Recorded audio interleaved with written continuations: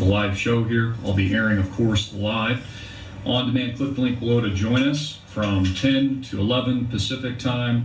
That is 1 to 2 East Coast time, 3 hours ahead, of course, if you're on the East Coast. I'm breaking down all current events, everything that's going on in Texas, Houston. And before you think the title of this video is alarmist, let me prove to you that it's actually occurring in Texas right now and in Houston.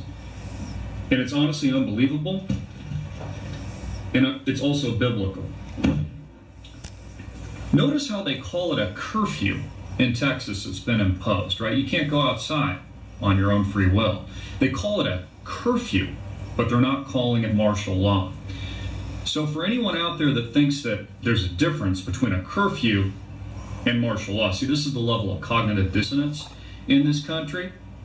Let me read you the definition of what martial law is.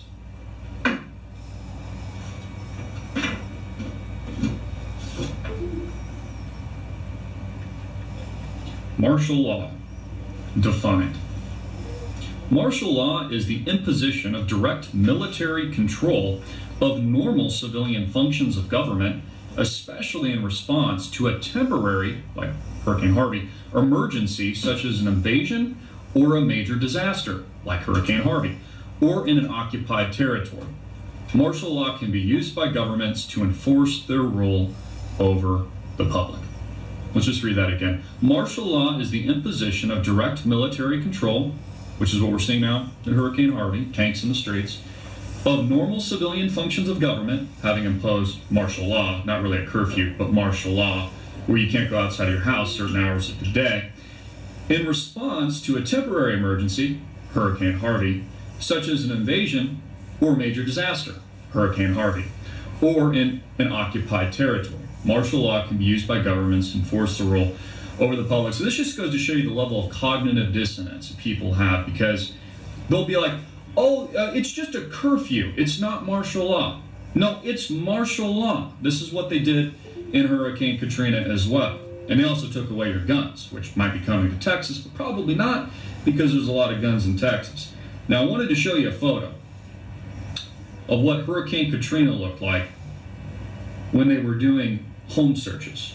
I'm pulling up my Twitter feed. Make sure to follow me at AMT if you don't already, because it's a stunning photograph. And it's just the government, you know, implementing its curfew. I'm loading here. Got some amazing reports today. I don't know if you can see this. But here they are. Here's the government doing a house check during Hurricane Katrina. Just a friendly house check. Yeah, that's right. They also took away your guns during Hurricane Katrina. And they instituted martial law in the streets as a result of a temporary disaster for your own safety, of course, because you cannot protect yourself. And I had a comment here that I wanted to read to you guys. So I was reading through some of the replies. Somebody said, no, it's a curfew, big difference. And somebody responded to that, this was Abe, a curfew in my eyes is my parents telling me to be home before 9 p.m., not militarized police on the streets. So bottom line, based on the very definition of martial law, what's been declared in Houston and Texas is martial law. Again, you cannot go outside of your house. It's illegal to leave your house certain hours of the day. Now, some of you might say, well, Christopher, this is an extreme scenario. So during extreme scenarios, we should just give up all of our freedom, give up our guns, give up our liberty, just give up all control to the big bad Orwellian government. But I would argue that that's the exact time, times like today, times like what we're experiencing in Houston right now, where we do not give up our liberty, we do not give up our freedom, and we certainly do not give up our control to the federal government. We definitely don't give up our guns. Okay, now they're probably going to have a tough time if they're trying to put that in motion in Texas, because of course there's more patriots and liberty lovers in Texas than probably any other state outside of maybe Arizona here in the country. Now, there's been some just crazy reports today. I did a report earlier this morning. Reports are starting to come in that gas stations are closing and are out of fuel all across Texas right before the Labor Day weekend. Another reason I was filling up my tank or topping it off early this morning why I did that video. This is according to the Telegram out in Texas. Let me read this to you. Fill her up. Some DFW stations will be running out of gas this Labor Day weekend and closing due to supply shortages. Also, there was some kind of chemical event in Texas as well, an explosion, because the generators and the backup systems, of which they had 2, have failed. And so things just started exploding, like what we saw with Fukushima. Refineries have been closed down as well. One of the largest refineries in Texas, which is owned by Saudi Arabia, one of America's allies. This is the article. Again, this is just news, not my opinion. Gas stations are shutting down across Texas right now. You may want to fill up your gas tank while you can. On the eve of the busy Labor Day holiday weekend, convenience store operators and other gasoline retailers said Wednesday there's a strong chance they will run out of fuel at some locations this weekend because of supply disruptions caused by Hurricane Harvey. So there's martial law, can't leave your house or you'll be arrested. And they're also running out of gas. This is a quote. I called my family members and told them to fill up their tanks. This is according to one of the insiders, okay, that's in the business. Says, this is John Benda, who owns 3 Fuel City stores in Haltom City, so he knows more than all of us do, just alerting his friends and family to fill up their tanks right away.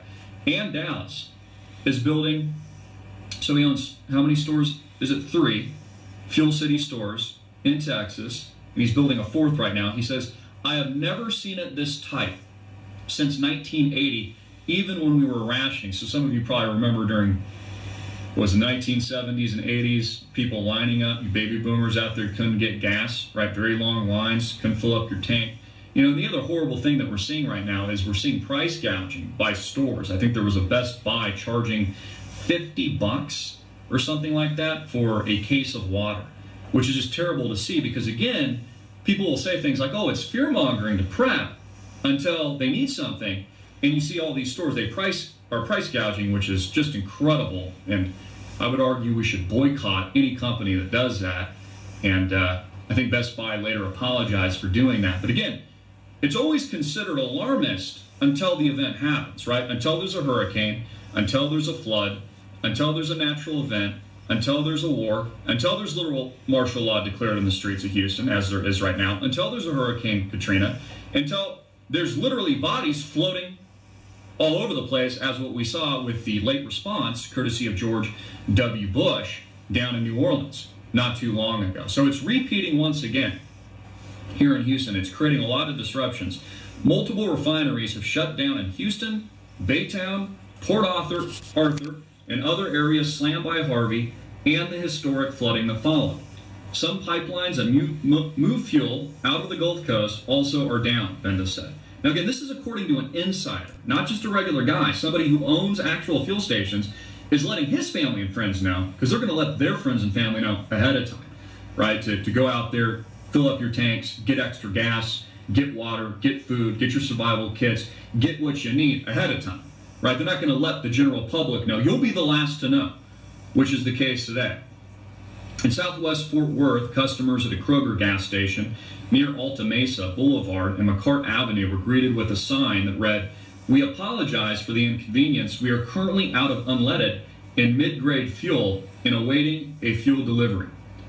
So I just want to point out, I'm going to be going over a host of stories today's show. I'm going to be talking about, as my phone is ringing off the hook here, and I'm getting a call from Prescott, Arizona. I'm going to be talking about the latest war games. Donald Trump and the U.S.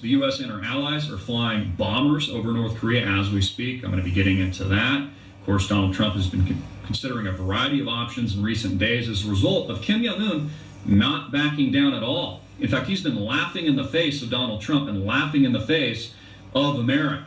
Says he will not back down. I mean, geez, he just launched a missile over Japan, for crying out loud. So again, these are just the facts, folks. This is just what's happening geopolitically in the world today.